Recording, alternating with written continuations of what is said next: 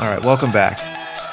This week we have coming up a quarterly review, just an announcement, a quarterly review of about 100 fighters. We're going to go through a long list really quickly, and we're going to review what's gone on in their careers so far through the first quarter of 2015. But right now, let's start with Danny Garcia and Lamont Peterson, who faced off last night in the headlining second NBC or PBC on NBC card. Garcia took a majority decision over Lamont Peterson, although a bit controversial just given how close the fight was. Do you guys agree or disagree with the scores and the outcome we saw last night? No, I had that one close. I think I had it a draw when all was said and done. It was it wasn't super fan pleasing, I don't think, and people have, I suppose, reason to be disappointed. The way I saw it is Peterson had he was really good at dismantling Garcia's offense. Like, he managed to shut him down so he couldn't land effectively. But the problem is after he'd done that, he didn't do a lot in terms of his own offense, at least not consistently. Now, there were rounds where he was effectively landing his own offense and scoring big rounds, but there were times, probably more so, that he was just on the back foot, getting out of trouble, dismantling Garcia's approach without actually doing anything other than that. So it was kind of like he was stopping the fight taking place effectively. Like he was doing too much to defend that he wasn't able to actually mount any offense. And at the same time, he was still getting hit with a lot of body shots that Garcia was, reaching for, and half of them were probably landing, maybe a little less. Jason, what do you think? It was an interesting fight. It didn't quite go down the way that I expected it to by any stretch, actually. I thought Danny would be able to... Well, at first I didn't think that Peterson would be so mobile. So I didn't really expect that going into the fight. And yeah, I would just reiterate. Yeah, what was that mobility against Matthysse? Well, I don't know. He was doing a lot of movement against Matthysse. Matthysse just happened to catch him really with some big open shots and big wide shots. And the thing about Peterson is he gets better in the second half of the fight anyways. So he didn't even get out of the first quarter of the fight with Matthysse. So that was tough for him. But as far as this fight goes, he just, in my opinion, Peterson did not have enough offense to win this fight. He just wasn't there with it. Like, he spent too much time avoiding Danny's shots. And man, he did a masterful job of rolling Danny's punches in the opening rounds. Like, especially the head shots. There were very few and far between that were landing clean. He was rolling everything, and he looked really great doing it. But at the loss of his own offense. So I see a lot of people from Peterson's fan base have been saying, isn't the boxing community all hypocritical that when someone like Mayweather or Klitschko dismantles an offense, they're a technical wizard, and when Peterson does it, he's being lazy and being a bum or whatever. And I don't think that there is a level of hypocrisy there where it's kind of like, with the examples of Mayweather, for example, when he's shutting down somebody's offense, he's also landing his own shots and making his own mark on the fight. And what we saw with Peterson was that second part wasn't always happening. It was just a dismantle, but nothing coming back. Well, exactly, and the dismantling was purely defensive, whereas with Mayweather, part of what he's gonna do is dismantle your offense by disrupting it with his own punches. So that it was pure defensive minded out of Peterson. So I think that there's a really clear distinction between how that happens. Yeah, and it's one thing to be impressed with it. It is impressive. But it's not fight winning. You don't win fights. But it doesn't win rounds. Right. Exactly. So I don't think that I'd be critical of his performance and say he didn't do well. Of course he did well, but evidently not enough to win the fight, at least with the judges there on the night. I think when you're backing up for the whole fight and showing off that lateral movement that Peterson was doing, and we see a lot of fighters fight with that style, Arizlandi Lara comes to mind, it's not enough to outland your opponent 2-1 as Peterson was sometimes doing to Garcia, because it still doesn't look like you're the one in control when you're backing up continually. And I think what we see with Mayweather and Rigondeaux, what sets them apart fighting in that same style is that they're outlanding their opponents at like a 4-1 ratio. And when you do that, you make it absolutely obvious that, yeah, you're backing up, but you are controlling this fight and it's going exactly how you wanted it to go. Now, my fault, or my criticism of Peterson is that he showed off a really low, I don't want to say that it was a low ring IQ, but it kind of was like he never sensed that he was having success with certain things like putting his jab together or pressuring Garcia. And he just essentially gave rounds away that could have won him the fight. Instead, he chose to just keep moving to actually show off. Like he was really trying to prove I have good defense. And that was wasted time that he could have used on his offense. Yeah. Yeah, absolutely. But I think we've taken a critical look at Peterson. And then if we cast the same light to Garcia, how did you rate Garcia in terms of what he was doing or what he wasn't doing? I was really disappointed in Garcia. You know, this is a lineal champion we're talking about, and we said last week that he's a runaway champion in his division. We said nobody was on his level at 140 pounds. And there's a couple of things for me that really were just, I didn't understand what was going on. First of all, it didn't look like Garcia was sitting on his punches until late in the fight. Was he trying to save energy? Did you guys get that same vibe from me? But I felt like he wasn't sitting down on those punches. And the other thing is, he could not cut off the ring on Peterson. Now, granted, Peterson was, moving really quickly all around that ring.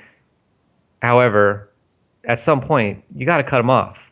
Yeah, this was something that we had talked about, with other fighters where, they get somebody who's going to be mobile and they're able to cut the ring off from them. And that kind of what separates, maybe from the really good fighters from the really great fighters. Because allowing Peterson to just do that and just totally sidestep him consistently and routinely, it made Garcia look befuddled almost. He's sitting there doing the machismo thing and tapping on his chest saying, come here, come here. Well, no, go get him. Right? Yeah, this is it. Go get him. It's irrelevant what he does. Go impose your style. So it was a very disappointing performance. Yeah, so I suppose it was disappointing from Garcia to run out of ideas so early on. So often people will try different things, and where he was allowing it to frustrate him, and it got to the point where he was trying to mock him and do a little shuffle step back to say, look, I can do this too, let's have a fight. And obviously it's on you to cut the ring off and find your opponent. And it's all well and good to try and make that statement to the public, like, look, I'm trying to force this fight to happen. But if you're not effectively making it happen, you're not winning rounds either. Yeah, standing still and touching your chest isn't effectively trying to get the fight to happen. So what do you guys suggest for next time? Should he cut the ring off or something? Might help. All right, guys, I have one last question on this fight, and that is that Lamont Peterson rehydrated something like 20 plus pounds. Is there any cause for concern that we should have about this? I would just initially, my gut reaction is absolutely.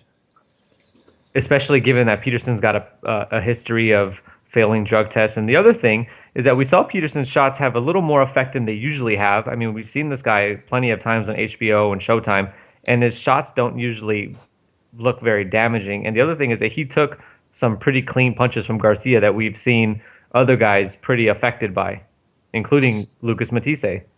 Well, the not being affected by the punches is just a side effect of having the extra weight. You know what I mean? Because he was able to get so big, the punches probably just didn't have as much of an effect on him. So it obviously acted as an advantage.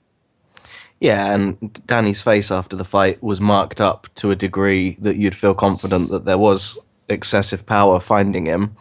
But in terms of are we concerned about it, it didn't win him the fight, did it?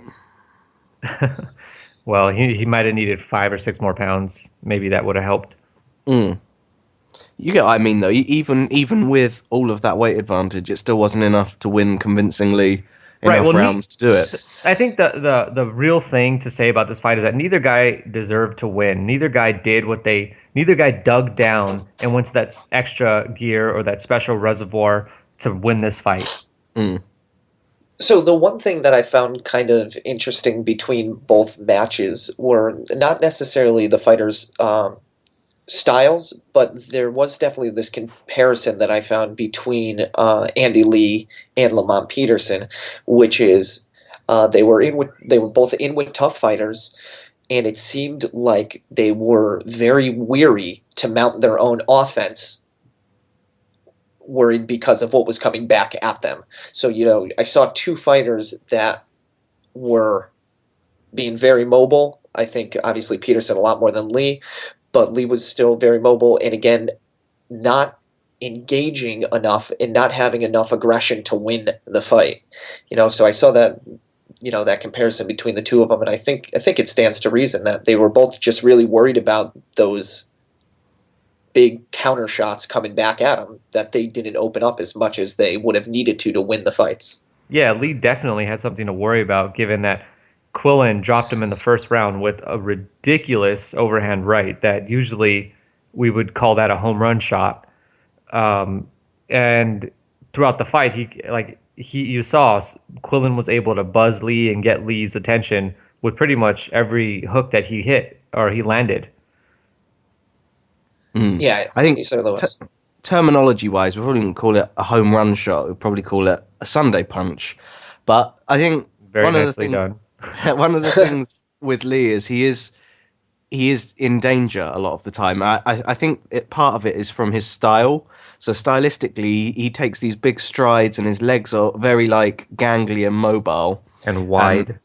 Yeah, just huge wide stance. And the benefit it gives him is it gets him to throw strange angles that confuse people with big power, and it gives him that beastly right hook that he can throw.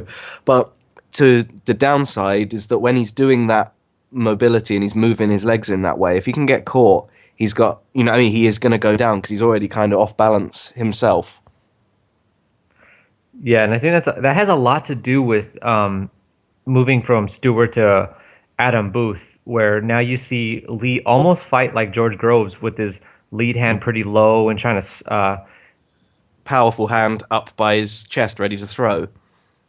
Well, I mean, in Lee's case, it's opposite because his right hand is the power hand and he keeps low. Yeah, I mean, it's not quite the hitman stance if that's what you're after. His left isn't in the right place for that. It's a weird stance that you see. It's quite prevalent as well amongst Irish fighters. You see it used a lot throughout them, where it's kind of like, in old timey bar fights where you see them with their hands really low, like put them up. It's that style. Yeah, it's kind of really that stance, and you do see it, and not with all Irish fighters, but it's not just uncommon either.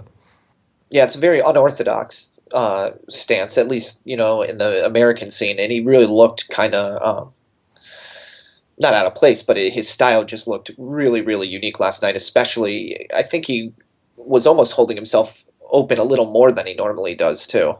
And the thing was, it was really tough for me to gauge what Lee was doing. Like from the start, I was really critical of his style and what he was doing. But after I thought about it, it was really tough because he got dropped in the first round, and I think the game plan completely went out the window at that point, and they were making it up as they went along, and that kind of led to why Lee looked so unorthodox last night. Were you guys impressed by the way Quillin was able to take Lee's right hook and only was dropped by a flash knockdown once? I don't know. Was that a flash knockdown? That punch landed really good. He went down. He went down pretty hard off that. Yeah, but he got immediately up and didn't look like... I mean, he wasn't Amir Khan when he got up. No, but he was buzzed. He was buzzed. He felt man. that. Yeah. And I thought it was an excellent fight all round. There was action both ways. It was kind of like the dream fight to show maybe newcomers to the sport, because it had there were cagey moments of figuring each other out, and then in a moment it would just catch fire for like 30 seconds to a minute, and there'd just be a torrent of punches from both guys, and then it stop and they'd go back into that chess style. So it was very stop-start. There was enough action to keep people's interest. So I thought it was a very fan-friendly fight. It was like a really good movie.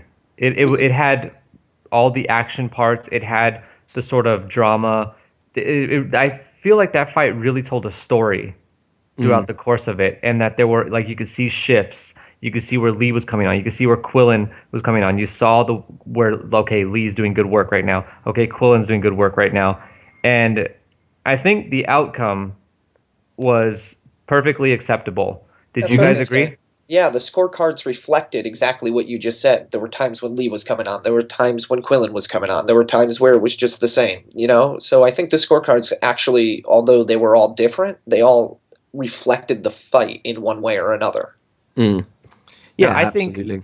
I think that Quillin was, I mean, he wasn't that impressive in the second half of the fight. Now, I attribute it to, I think at some point in the seventh or eighth, he broke his hand. I don't have any confirmation of that, and I haven't seen anything on Twitter because I haven't been on Twitter since then. But do you guys agree that something, whether it was a broken hand or maybe he just gassed out, but there was a different Peter Quillin that we saw in the second half? I would want to give credit to Andy Lee for making that happen. I think Lee He broke his hand? realized. No, well, there was a point. There was a point where he was just smiling and full of confidence, where it was like he knew in his head, like, I can take everything you've got and I can hurt you. You know, I mean, when he just realized that he fancied it. Yeah, Yeah, no, when I saw totally. that the fight changed was when Quillin was knocked down. So I think it was more than a broken hand. It was maybe a reaction to going down for the first time in his career, where he adjusted himself to try to ensure that that didn't happen again. Yeah, that might be. There was a real similarity, though, in this fight to the Salido Martinez fight that we're going to get into now. Really similarly, too, Martinez scored 2 knockdowns over Salido. Now, Salido, let's just get this out at the beginning. I don't know if there's a fighter in boxing that is able to get away with as many fouls as he does as Orlando Salido. This guy was low blowing until the 11th round when finally the referee said, "I've had enough. Let's take a point." And it came in an exchange where Salido hits him with a low blow. The referee comes and warns him again. They come back together. Salido hits him with another low blow, and the referee says, "Okay, I've had enough. Now you're insulting me." So anybody who didn't see that fight, because it was on pay-per-view, here's what happened. Salido was dropped twice pretty early on, and Martinez pretty much outfought Salido at everything he wanted to do. He kept Salido from fighting inside, and when Salido fought inside, Martinez would get the best punch out of the exchange. In the fourth quarter of that fight, that's when Salido started to come on, and that's when Martinez was completely gassed. But he didn't gas all the way. He left some in the tank, and what he had left, he used it pretty brilliantly to keep the rounds at the end of the fight close to even. He got a unanimous decision, and he's now the WBO super featherweight champion. And you just all the credit in the world from that fight goes to Martinez, because that guy cannot wake up today and say he did not give everything he had in his fight with Salido. It was a really good fight, a lot like the Lee Quillin fight, except Martinez was never dropped. He was hurt a couple of times late, but not dropped. And one last bit of trivia on that is Orlando Salido has now been down 9 times in his last 5 fights. Guy goes down a lot. All right. You guys don't have to. It's all right. I didn't expect you to pay for the fight. I don't think I had the option to. Didn't get any UK coverage as far as I know, and beyond surfing some of the less savoury websites out there to get it, I don't reckon it's obtainable in the UK yet. Yeah, that's true. Let's talk about PBC on NBC. I have a question. It seems like we're still getting a lot of hate for PBC, and I think it's unfounded given that they're a new company trying to do new things and trying to bring boxing, at least from their attention, they're trying to bring boxing up to the level where regular sports like football and baseball are at. Where do you think that backlash is coming from? So I don't know. I think that it's where it's come back into the public. There's this kind of preset party line with the general non-boxing people regarding the sport.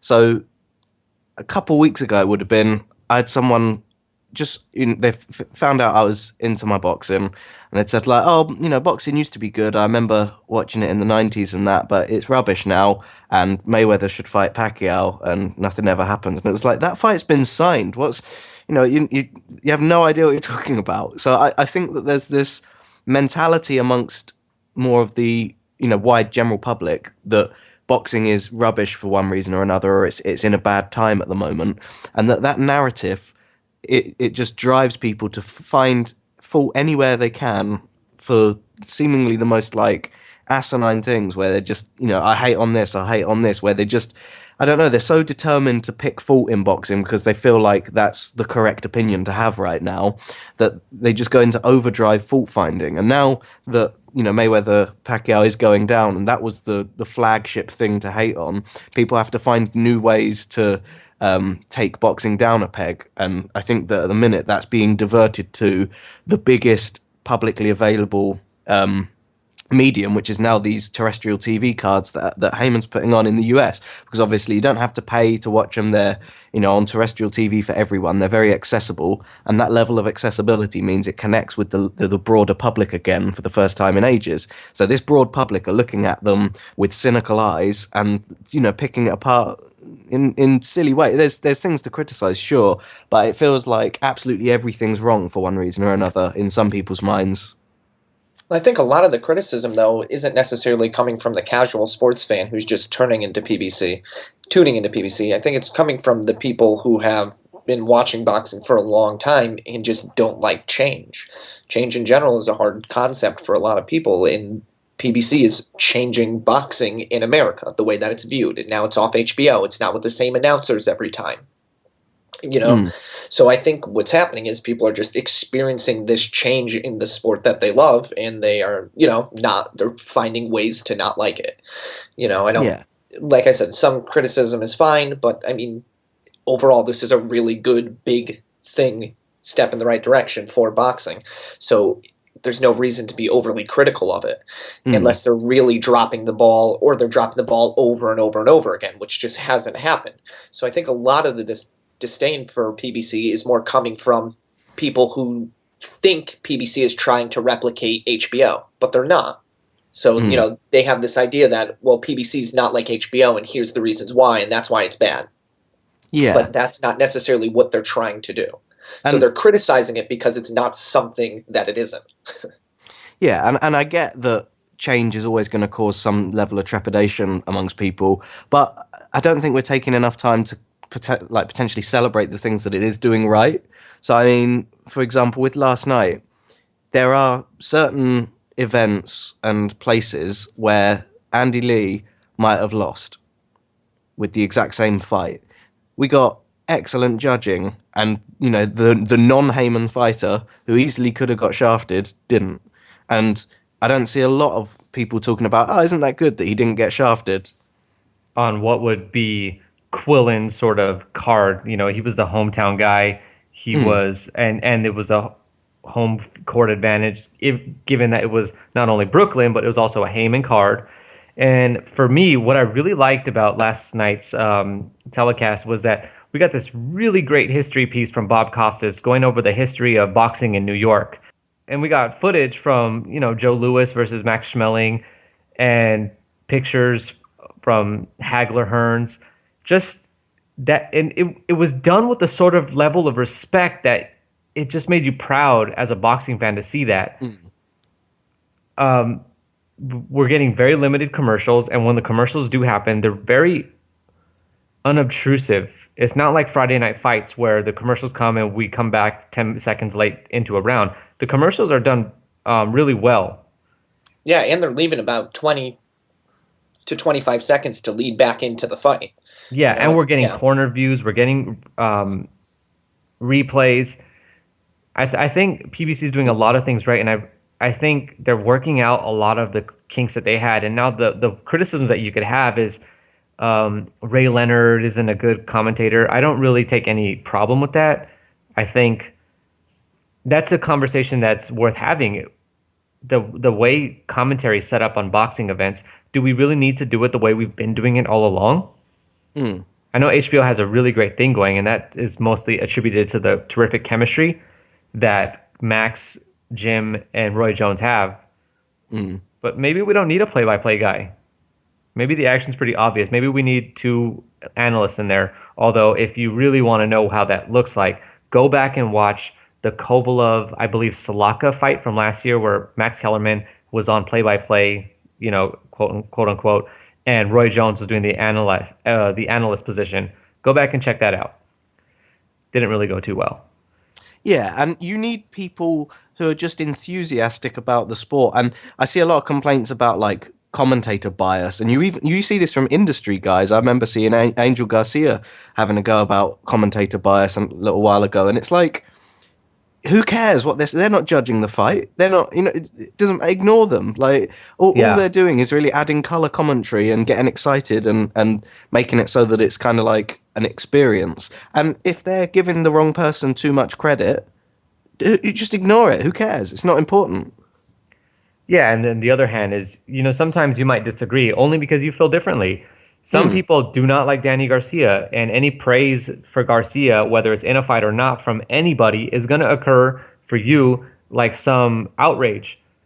And that might not be the case, and it might be that it's not exactly what you agree with. Now, you, Simon, would know more than anybody because you watch Sky, and you have Jim Watt, who anybody who's heard Jim Watt can tell you a number of things about Watt's incompetence. And I'm not saying any of that. I actually enjoy Jim Watt. I think he's hilarious. I don't take anything he says seriously.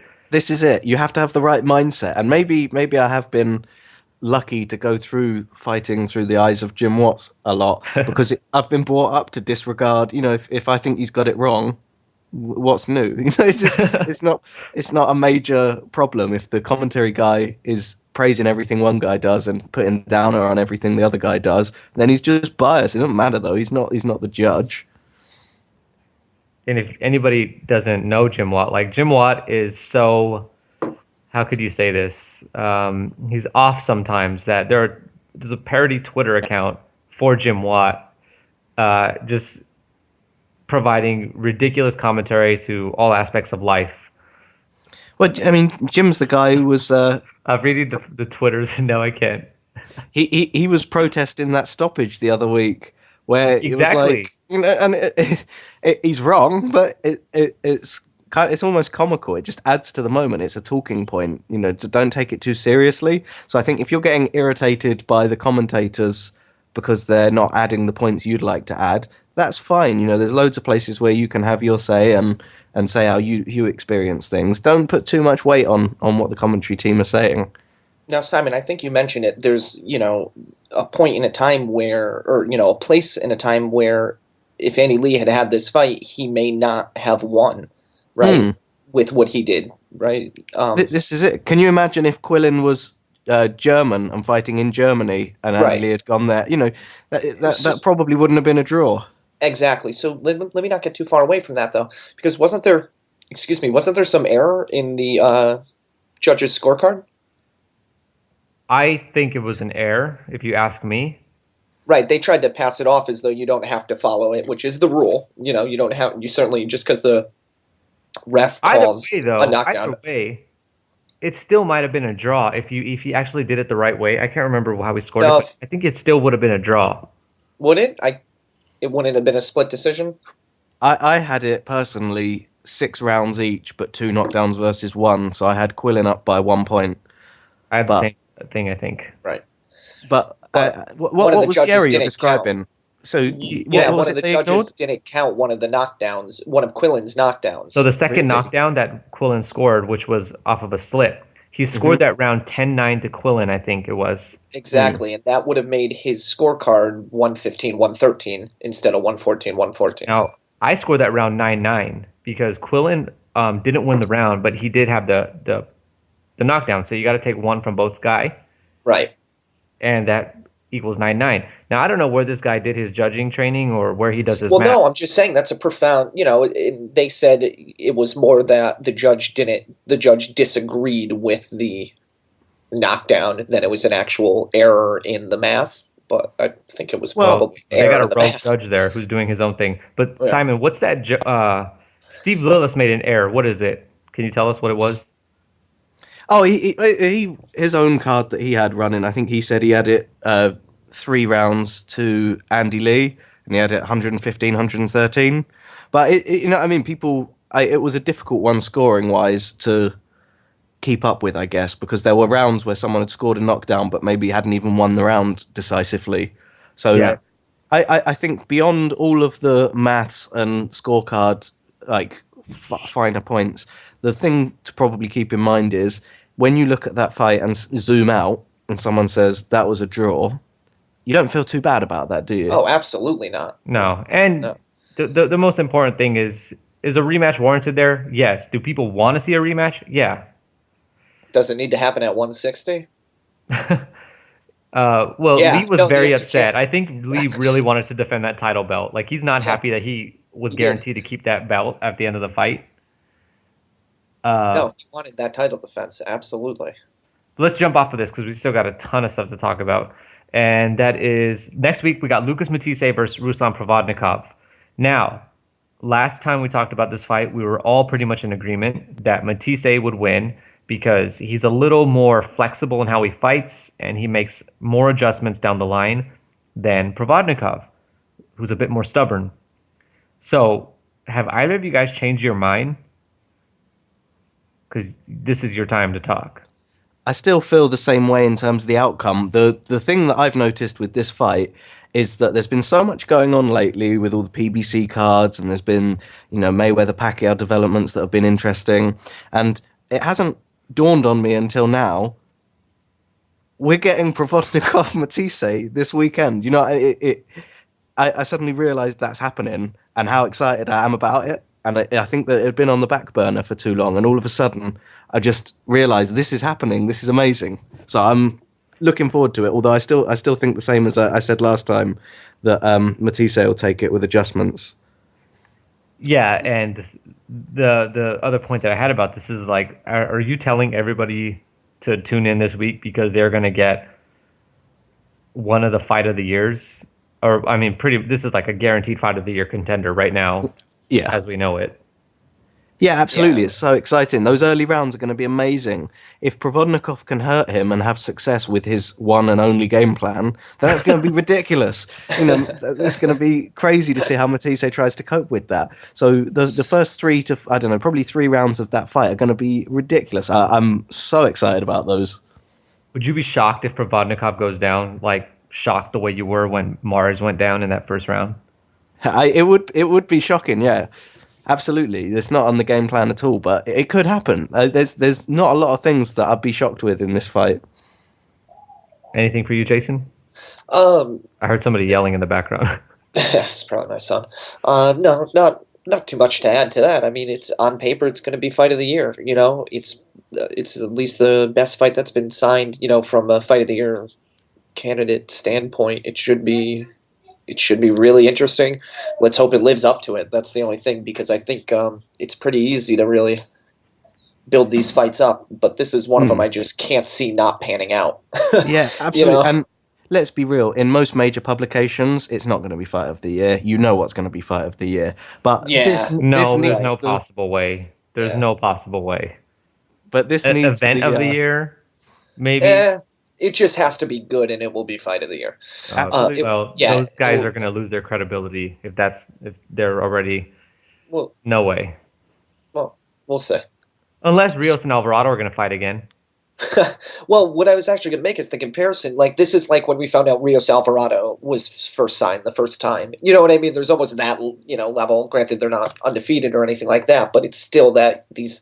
Immovable force versus a movable object or whatever. Yeah. When that fight was signed, and it's also one of those fights that makes complete sense. Like, Rios and Alvarado's like, well, obviously, you got to put these two together because you know what you're going to get. And Matthysse and Provodnikov are both of those fighters were hard-punching, hard-charging fighters. Like, it just makes sense to put these guys together. But, now that it's happening, this fight is a little, for me, it's a little more the way most people feel about Mayweather-Pacquiao. And I can't believe this is actually happening. That's how I feel about this fight. Absolutely. It's going to be excellent. Very hyped. And the fact that we're going to get a Golden Boy fighter coming back to HBO. This is going to be great. Now, there's not much else to say about that fight because, I mean, what more can you say? Like, the fight isn't going to be... Or there's just not much you could say about this fight. But the next fight that we have, and what's also going to be on that same card, is Terence Crawford versus Thomas Dulorme. Now, Jason, I know you're a big Crawford fan. Now, the question that I want to ask first about this fight is Crawford's first, this is his first official fight at 140, even though he's had one before. Right. Is Dulorme a little too much too fast? No, absolutely not. I don't think so. It would be one thing if we had never seen Crawford at 140 and there was some question mark about does his talent travel up with him. It absolutely does. His speed travels up, his power travels up, his timing travels up, everything travels with this kid. So I don't think we need to put too heavy of an emphasis on the, weight that the fight is being made out. So if you take that out of the picture, no, I don't think that it's too much too soon. Too soon for Crawford? Too soon? Nothing's too soon. He's ready. Mayweather might be a little too soon, but Crawford's got these makings of this legendary career, multi-weight, dominant force. And if Delorme is too much too soon, call it a day, because you can't afford. You can't afford to struggle against Delorme, and he's not going to. It will be so shocking and such an upset if anything off of the script happens in this fight. I mean, if he can't get through Delorme, go and sit in lightweight and wait for Luke Campbell so that he's got something to look forward to, because you've got to be able to get by Delorme. You have to. There's no alternatives. If Crawford gets through Delorme like we think he's going to go through him, is this guy already in the top 3 at 140 pounds? I mean, we saw Garcia yesterday, and we've seen Matthysse and Provodnikov on the same card. Does Crawford already get put into the top 3 in the division with an impressive win? So he saw Crawford coming to 140 and got the hell out of there.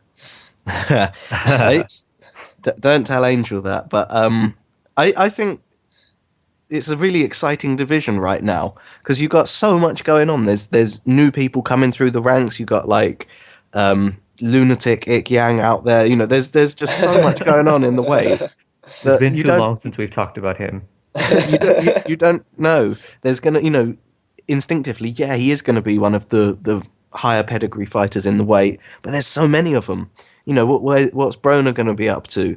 Algeria will be back down at that weight, at some point. There's lots going on in that weight, and there's lots of people that are, I don't know, difficult to get by. So Do you really think that Algeria's going to go back to 140 after he beats Khan?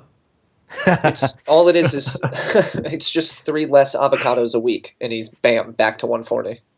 Yeah, absolutely. It's a stacked division, and there's going to be some wars coming through soon from that division. So what do you think about this, Simon? Does Crawford beat the Matthysse of last night? Well, Matthysse didn't fight him last night. So I'm sorry, Garcia. Well, that's the thing. With the performance he put on last night, you can't help but lose a little bit of shine for the guy. And so I'm inclined to say yes, I think anyone would be. But the thing that we've got to remember with Garcia is we've seen him come through adversity and we've seen him not look excellent and then come straight back and be on form next time. So I don't want to count the guy out. It's still a very live fight. What about you, Angela? I think it depends on whether or not the betting line reflects Crawford as the favorite, because it seems like Garcia does not really take fights completely serious unless he's an underdog.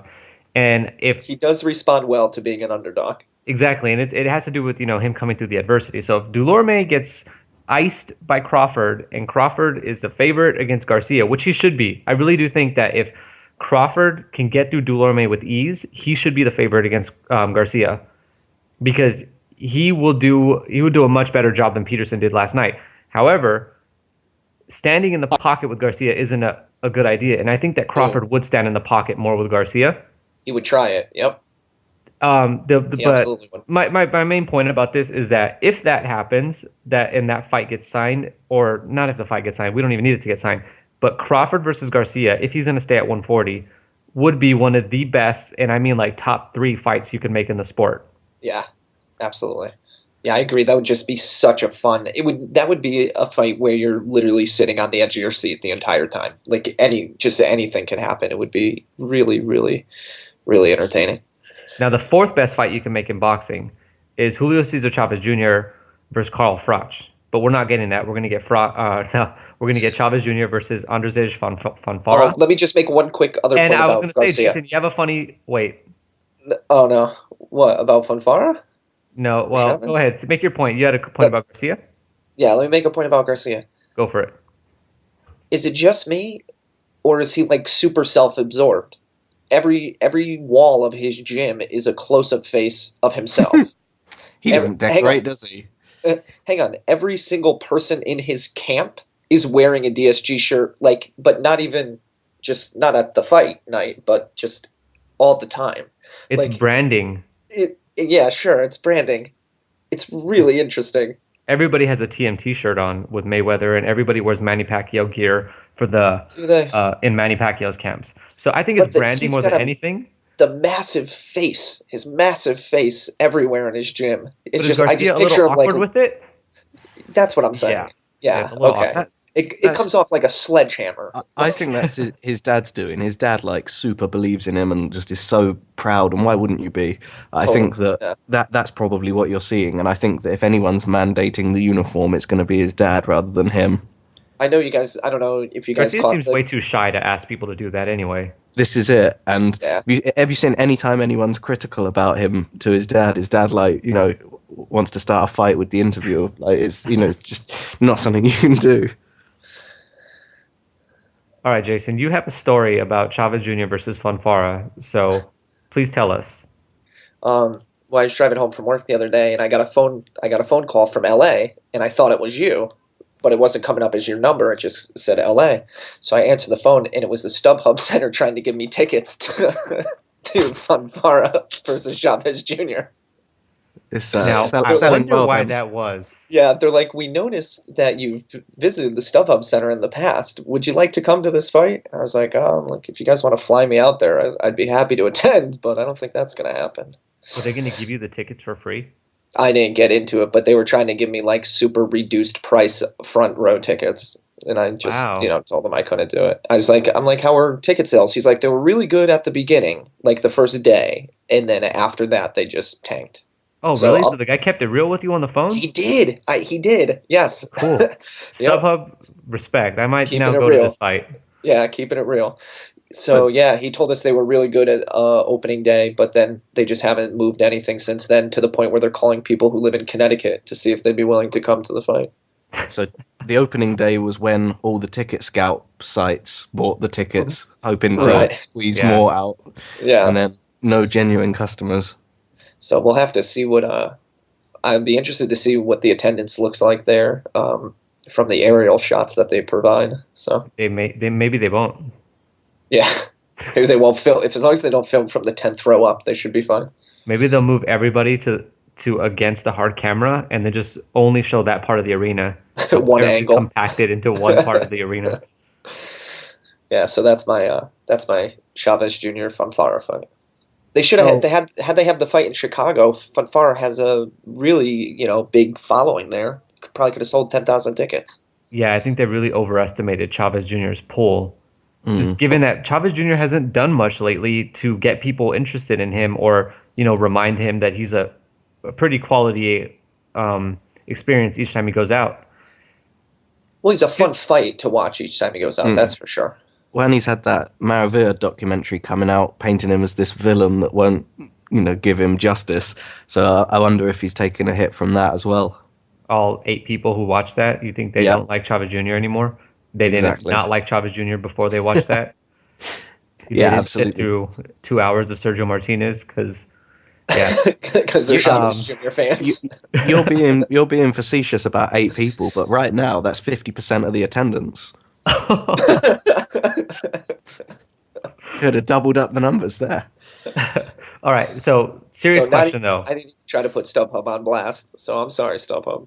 Well, you weren't putting StubHub on blast. I think you were putting Chavez Jr.'s drawing ability on blast. And hey, maybe Bob Arum played tough with Chavez Jr. this whole time just to see how much money he can get out of selling off his contract. Oh, of course. And really, he knew he didn't really want Chavez Jr. all along. That's my conspiracy theory on. Let's not get into that. Promotional aspect, he's a nightmare. He's a train wreck. He comes in overweight. He doesn't prepare for his fights. You know what I mean? Like that. Those are pretty big black marks. And he does pretty big numbers on when he is on TV. He does do big numbers, but he's a headache too. But I think they put him in a position to fail by putting this fight here at the StubHub when they could have put it in Mexico. They could have put it in Texas. Um, or Chicago. I think Chicago would have been best given Fonfara has that Yeah, built-in Polish following over there. exactly. I think Here's they my could have question for you really guys, though, well. like to be serious for a little bit. I think, is it now time to take Chavez Jr. seriously? He's finally at a division where he's no longer going to have such a big advantage over his opponents, I think. Like, can we start taking him seriously now and just really seeing Chavez Jr. for what he is? And in my opinion, I think, we've underrated him a bit in his career. He's much better than what we say. We joke about him all the time. But I think he's a little better than just, being the joke guy who doesn't make weight. I think that's unfair, and I can't speak for everyone. I respect his career achievements, Like but as like of Golovkin type of respect or real respect? no real respect, but Well, as more of like late he's he gone hasn't. further than he should have, or what? But as of late, he hasn't given us a lot to go on. So I think that the comments that are, I don't know, disrespectful of him don't reflect his entire career. I know whenever I've said anything towards him, it's been about the most recent performances rather than his entire career combined. I don't think it's that we need to start taking him seriously or anything like that. Fonfara, though, is a legit challenge at a legit weight. It's where he belongs. So if it's his opportunity to stamp some authority on the boxing public and command a bit more respect and attention, and if he can convincingly dispose of Fonfara, then absolutely that deserves every credit. So, Angela, let me ask you, because you brought up a really good point, because a lot of what Cesar Chavez's early success in his career was having a massive weight advantage, right? And that's not unique. That's a lot of A-sides get that.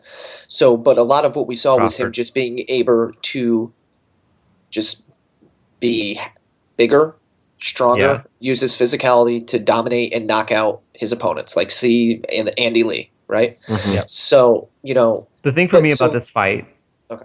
is that Fonfara did go 12 rounds with Adonis Stevenson, and he did give him some trouble late in the fight.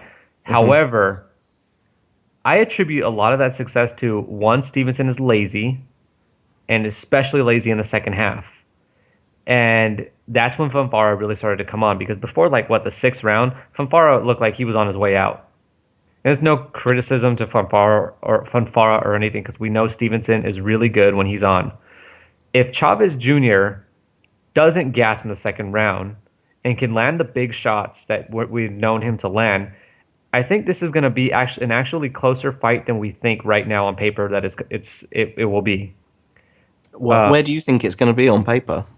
I think you have to favor Fonfara if you're looking from how do I frame this? I think Fonfara is the favorite, just given that this dude, we know he can box, we know he can move, and we know that he does have a bit of power because he dropped Adonis Stevenson. Now, who knows how difficult that is? We'll wait and see until Stevenson's. No, you know what? Take that back. He dropped Stevenson, and we've seen Stevenson take some nice shots throughout his career, and his chin isn't horrible.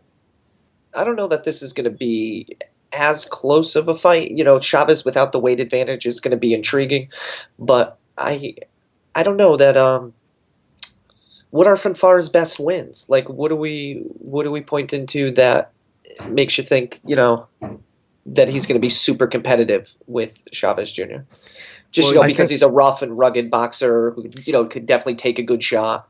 For me, it's that Fonfara has hung out with the best in the division, and he's not elite, but he's a good gatekeeper, a good yardstick of the weight, and he's fighting at a weight he belongs at, and Chavez is going to have no weight advantage really over him, so he's going to be legit test. We think he's going to have a legit test against a proper gatekeeper of a division that is fair weight-wise for him. So if you can get past Fonfara, you're going to be in the upper echelons of that division, and you're going to command some respect. Yeah, that's what I was thinking. If he does beat him impressively, it will be really, really good star on his resume for sure. At light heavyweight. Yeah, absolutely. And I think that Fonfara should be the favourite in terms of what you think's going to happen, but I wouldn't be surprised either if Chavez became the betting odds favourite just because he had more people laying money on him. Well, I mean, look, I'm looking at the UK betting sites because I think they'd be a little more, I guess, Bias free, you mean? yeah. And Chavez Jr. is a favorite, pretty clear favorite too. That's what I was really? thinking. Yeah, I was thinking that Chavez would actually be a pretty clear favorite in this fight, even though, Fonfara's done well. But What are the current odds on Fonfara just to win? Just to win is 350 plus 350. I was going to That's say very 3-1. Is that what it is? The Like 3 to 1 fractional essentially. odds would be Yeah. 7-2. 7-2. Yeah. Okay. Yeah. I don't agree with that. I think this is going to be a close fight. Yeah, me too. That's a tempting bet, isn't it? 7-2 On paper, yeah. But I do like Chavez Jr. to win this fight. Yeah, so And do I. I think the amount of damage he's going to do with his body work and, his stamina is pretty legendary, I think. Yeah, and he gets better as the fight goes on, too. And that's like, is Fonfara going to be able to keep up after 7 rounds of all the body work and all of the action in the fight? I don't know. If Junior took this fight seriously, I think we're going to see a Junior that goes in there and does really, really good work against Fonfara. Yeah. Nothing else to be said on that. Let's start to run through some topics pretty quickly. Kell Brook versus Frankie Gavin is gonna headline a Sky box office event on May 30th. So first, Jason, what are your thoughts on Kell Brook versus Frankie Gavin? I'm gonna get to you, Simons. Don't worry. Yeah, we may have a difference of opinion here. I looked at this fight as kind of a step in the wrong direction. I've always really wanted to see Brook head towards more mainstream fighters. Is it a mandatory or something? No. No? Okay, so as an optional defense, no, it's not necessarily what I would have expected or what I was hoping for his career. One thing that it does point to me, though, and you guys can tell me if I'm totally off base here, is maybe he reported back to his management or his promoter that the leg didn't feel that great in his last fight, and he's not ready to keep that career trajectory in the right direction. Maybe he wants another fight that might not be as difficult. Well, the tough part is that Gavin is much better than a lot of people give him credit for. Yeah, that could be where I'm coming from. And that could be a little dangerous of Brook to do that and say, well, give me Frankie Gavin, because Gavin can move. He's going to test the leg with a lot of movement. And Gavin, a lot of people don't know this, was a really good amateur. And this guy can box, and that's what he does really well. Now, what we haven't seen Gavin really do is dig down deep and gut out wins when fights are close. But Simon, what do you think about the fact that this is going to be on Sky Box Office? Yeah, I think there's a lot to consider. Before I go into the box office element, I just wanted to talk on Gavin for a bit and say that he is one of those fighters that seems to be content to do the bare minimum to get the win. And so if you've seen his fights recently, you'll probably be underwhelmed and think this guy's not going to do. But he's one of those people that, competition. Yeah, if he can be pushed, he does have that ability to dig deep and do good stuff. So don't discredit him based on recent performances, because he's not given it his all, and he should, but he hasn't been for whatever reason. So he's absolutely interesting. In terms of the matchmaking itself, who else do you put Brook up against at such short notice after his fight? So he's just had his fight testing the water with Jojo Dan, see how the leg is. Who do you want? Who are you going to get at this level of notice? Because it's probably 9 weeks between fights. Well, why do you need to put him in the ring again so soon? Because because you stupidly booked pay-per-view. You know what I'm saying? It's the. I don't know if I want to use that as an effective thing. You know what I mean? If you were just basing his career, managing it off of trajectory rather than what venue you booked in advance. Yeah, I get that. I think the other thing to consider, I've made this point before, is that Eddie Hearn's moving towards the world scene with a fierce stable of fighters.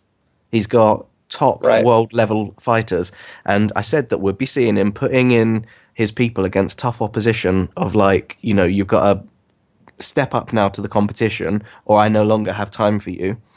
This could be that moment for Gavin where Frankie Gavin, he's like, look, I've got a welterweight that's doing the business at the minute. If you can't hang with him, maybe you're not right for me and I'm not right for you.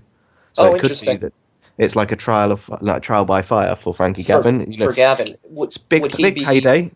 He's going to earn well from the fight, and it get really loads of visibility, and it's almost like it's your opportunity to do with what you want. And if you lose it, I've given you that payday. I've given you the platform to, I've fulfilled my ethical obligations as a promoter. I've given you probably the best fight you were going to get, Gavin. And if you don't live up to it and don't do well with this opportunity, then, maybe that's it. Well, yeah, that makes sense. You're just looking at it from the point of view of the other fighter. If you look at it from the point of view of Brook, it looks different. Well, yeah, and this is where Hearn's obviously got to juggle a few different hats, because he's both tricky. People's promoter, yeah. And he's also massively in advance booked this big pay-per-view. I think that his eggs were in the basket of Khan is going to come and do this pay-per-view because he's not going to get a dance partner anytime soon, and Khan's just stubbornly said no. And so he's been in this position where he's like, oh no, I've got to put on, and I think he knows that Gavin Brook isn't on its own merit pay-per-view, so he's had to just pull out everything he can to stack this card. So this card's got a ridiculous amount of like title fights and big fights on it. I don't think any one fight justifies it, but I don't think I feel bad ordering it as an entire package as a card. On the whole, it's a good card. I mean, you got Jorge Linares defending his lightweight title against Kevin Mitchell, and Mitchell looked explosive the last time we saw him. Gradovich is going to defend against Lee Selby. Kell Brook and Frankie Gavin, which isn't a pay-per-view fight on its own. Like, don't make any mistake about that. But combined with those two fights above, it's a really good fight. And then the other one is you got Anthony Joshua making his first real step against Kevin Johnson, a guy who's never been stopped, and he's been in the ring with a dude named Klitschko. Yeah, it's his AJ's coming of age party, isn't it? It's his, formal introduction to the world scene. So yeah, all in all, the card. I think Hearn's done well with what he's got available to put something together that's not probably the best stuff, but it's pretty good. All right, let's move on to the next one. There's a rumor out there that Hassan N'Dam, the current IBF middleweight champion, is going to refuse the purse bid fight against David Lemieux. And if you don't know, Golden Boy won that purse bid with a bid of $102,000, meaning with a 50 split. Yeah. So that's 51 grand each. And so my first question is, can you blame N'Dam for refusing that? And secondly, is the IBF middleweight title cursed? Go ahead, Jason. Could you blame him for rejecting that?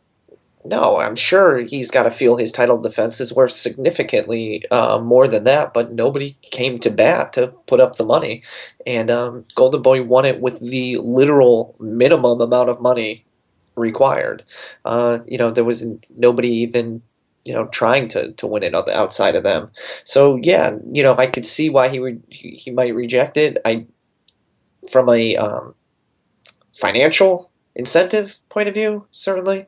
But, it's unfortunate because I was really looking forward to that fight, then looking forward to Golovkin fighting the winner eventually. Who's his promoter? So Hassan N'Dam is promoted by Michael King of King Sports. Okay. Oh. In which case, this can't be smart to reject that bid, because how else are you going to get a fight put on? Well, I think that for N'Dam, why take this fight against David Lemieux for what? 50 grand when you can go and unify with Gennady Golovkin for hundreds of thousands of dollars. You think HBO wouldn't pay N'Dam a couple of $100,000 to fight Golovkin? To unify another title? Absolutely. That's a ridiculous fight. Yeah, it's also probably your last fight, isn't it? Yeah, but look where you are now. Okay, or he could go to the UK and fight Billy Joe Saunders. And even Frank Warren would pay more than $50,000. Now, whether or not he gets paid on time, the check bounces. But no, something like that, I suppose he does have some options, but I don't know. I think he probably should take that and use it to build further, because it's not too troubling a fight, is it? 50 grand. Lemieux's good, obviously, but it's a competitive fight where you have to favour N'Dam. But anything outside of that, if you want to go and put him then in the ring with Billy Joe Saunders, I don't fancy his chances. You want to put him in Golovkin, call that one a write-off. There's not a lot of winnable fights for him that are steps forward, and this But one is a Lemieux step forward. hits way too hard to get paid $50,000 to lose your title. Yeah, that's true. I think what we're coming to is that he's in a really tough position, and all his options suck for one reason or another. Yeah, all the options seem to suck. But you maybe want to pick the one that's going to suck and get you paid the most. Yeah, I can see the merit in that. Yeah. I mean, Because the thing about Lemieux, it'd be one thing if it was a write-off fight and you just knew Endom had it in the bank. Oh well, you take the financial hit, you get this guy out of your way, and then you move on to bigger and better things. But it's not. It's a risky fight, you know. Yeah, absolutely. And there is this sort of caginess around the middleweight division right now, where I think that everyone's kind of like scared to look too impressive, or they'll risk getting fed to the Golovkin machine. Well, that's the other thing, and maybe this is the first transition of, everybody says no, just let Golovkin keep knocking guys out. Eventually, the money will come, and people will want to fight him. Maybe we're finally seeing that turning point where a fighter wants to hold out to get the payday that Golovkin could give them. Except the only problem is that they were looking to strike a balance between that, and that balance is never going to come now. What do you mean? The risk and the money makes sense, but there's Golovkin. No, there is no balance with Golovkin. It's never It's going to be skewed to super dangerous, and you got to pay him. Yeah, and the balance doesn't probably come until Golovkin moves up a division. Right. That's when the balance might come. So these middleweights are out of luck. Yeah, you can't blame them either, but I feel like there's lots of people ranked 20 to 40 who are due to take a bigger fight, but they're fighting the same limited composition because they don't want to rise up the rankings too far. Otherwise, someone's going to spot them and feed them to Gennady. Or they can just sign with Al Heyman and hope to fight either Andy Lee or Peter Quillin. Yeah, well, this is it. It's a kind of scary thought in the division. Like, we saw an interview recently or a press conference with Billy Joe Saunders and Eubank Jr. where Billy Joe Saunders quite confidently said, look, Golovkin beats me and you on the same night. These are probably the top people in the division at the minute that are under him. And, they've already admitted defeat upstairs, mentally. And if you look at heavyweight, you've got people calling out Klitschko, two more vocally than anyone else. You've got people calling out Mayweather. You've got people calling out Stevenson. There's champs out there. Even Kovalev's got Beterbiev wanting that fight and chasing him down. Nobody seems to be headhunting Golovkin despite him being this massive trophy. And that must tell you something. Nobody who is... No one credible. Right. Because there are some guys that are calling Golovkin out, but look, that fight is not going to happen, nor will it be competitive. The one guy. the one maniac you out there who just wants a payday. But it's odd because I feel like middleweights kind of come into a standstill where people don't want to peep their head above the parapet, otherwise they're just going to get taken out. Last one, or no, not the last one, guys. So let's move on to the next one.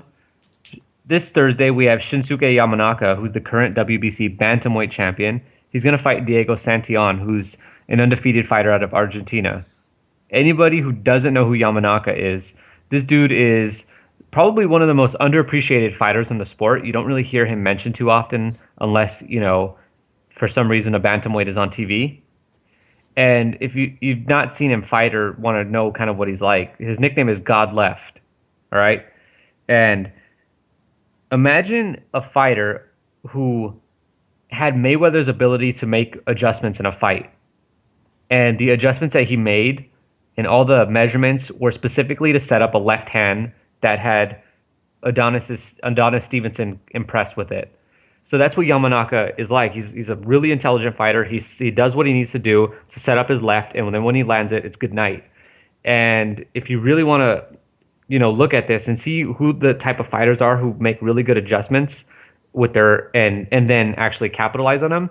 Look for the amount of late or mid to late round stoppages you see the guy have. And Yamanaka has a ton of them.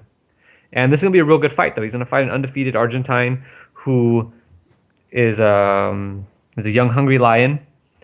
And it's going to be really cool to see Yamanaka in action again. And I really hope that someday we get to see him here in America fight someone like Juan Carlos Payano or Tomoki Kameda. Yeah, I think that they're going to promote this one as undefeated versus undefeated, obviously, but realistically, he's not the best option out there for him. And within Bantam, there's probably, 3 or 4 guys undefeated in the top 10. You know, there's a handful of undefeated people that are better. But, I mean, there's not to diminish this fight too much. Of course, it's going to be interesting, it's going to be exciting, but I think it's going to be a bit of a showcase more than anything.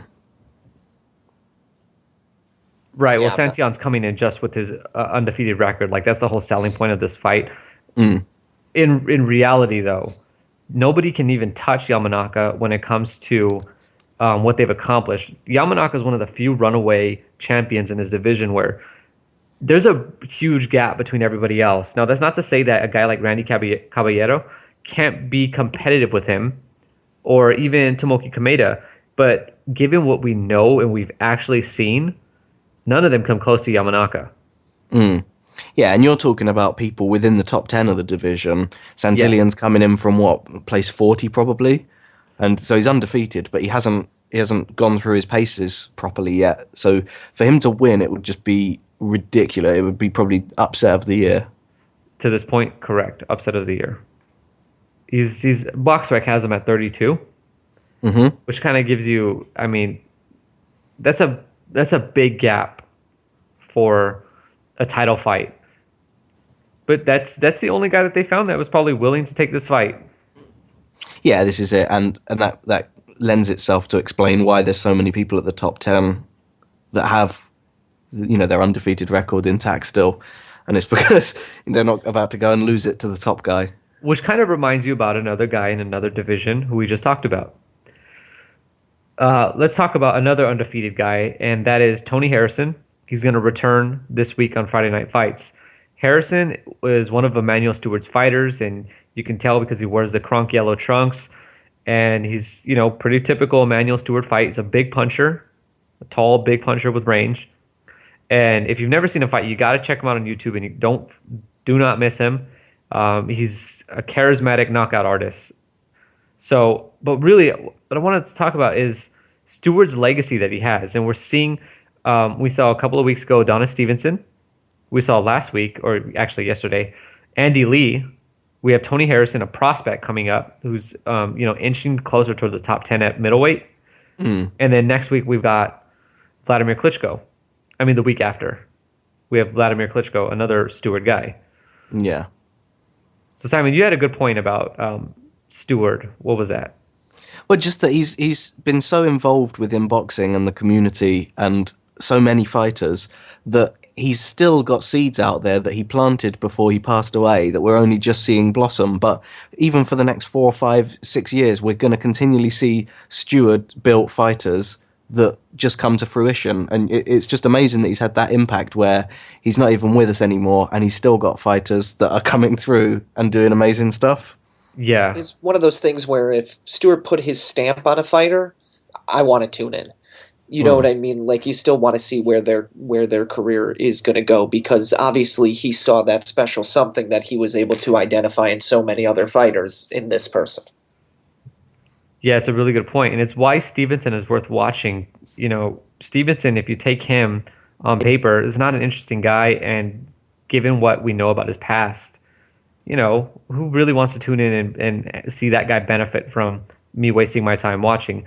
However, knowing what I know about him and Stewart and what Stewart saw as possible for Stevenson, I have to tune in. For me, I trust Emmanuel Stewart. Like, Emmanuel Stewart and the Kronk Gym, that brand is like Coca-Cola in boxing, where you know what you're getting each time. And yeah, sometimes those fighters lose and sometimes they don't look good. Jonathan Banks, you still can't help but tune in and want to know what's going on with that. Yeah, having said that, though, he is in that demon weight class. Is he one of those guys that I talked about that are going to be hovering around rank 20, 30, not stepping up into the limelight yet because they're kind of waiting for Golovkin to get bored and go to super middle? I think Harrison, just from what I've heard from him, this guy is a little crazy. And I don't mean that like he's, off his rocker or anything, but I think he's a little crazy in the fact that this guy does want to fight the best guys out there. And he would be willing to fight Golovkin because he really does trust his power. And I think another thing that we want to point to is the confidence that Emmanuel Stewart fighters have. You see Adonis Stevenson, the guy is completely confident. Andy Lee knows for a fact that he is not ever losing a decision, that you're going to have to put him to sleep if you're going to beat him. And you saw him in the fight when he never looked like he had lost confidence. And Harrison's the same way. He fights with confidence and he talks with confidence. He's also a really charismatic guy. Gonna be if he does pan out and he is as talented as he looks and he can fulfill that, he's gonna be one of the stars of the sport. And I don't think I answered your question. Not entirely, but kind of diagonally, yeah. Sorry. So, I mean, if you're suggesting that he's going to be someone that in 18 months' time is going to be telling us how he's going to beat Golovkin, he might say that. Yeah, this is it. And I'm not necessarily saying that we need to find someone who can do it, but it'd be nice to find someone who fancies their chances a bit. Because at the minute, it seems like it's a foregone conclusion where they think, they take a big gulp and they're like, oh, well, wish me luck, here I go. And you want someone who at least rates themselves and hasn't given up before the fight started. Guys, that's about it. That's all we got on the schedule today, but we'll be back very soon with a special edition quarter review sort of. Maybe we'll do like a report card podcast that will come out very shortly. We hope you enjoyed this week's episode, and we'll see you next time.